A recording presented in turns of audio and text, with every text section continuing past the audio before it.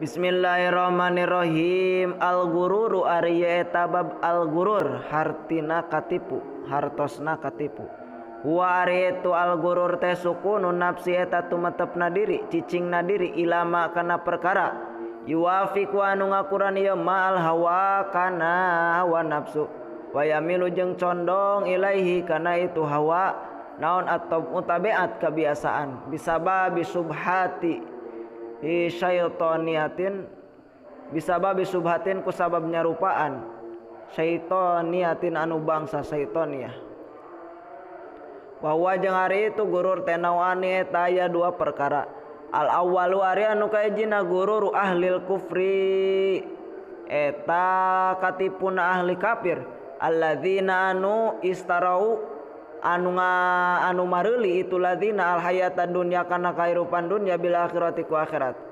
Paminhum tuluy eta tetep bagian tina itu ahli kafir anu rugi anu katipu. Manari aya jalma sakana anu cicing ieu manila dunya di dunya wa zurafiha jeung kaindahanana itu dunia wa ankaro jeung inkar itu si jalma al ba'tsa kana ayana hudang deui. Wa minhum jeung eta tetep bagian ti itu ahli kafir anu katipu man ari aya jalma iktaro anu katipu ieu man bisiyadatihi ku papangkatana itu si man fi dunya di dunya.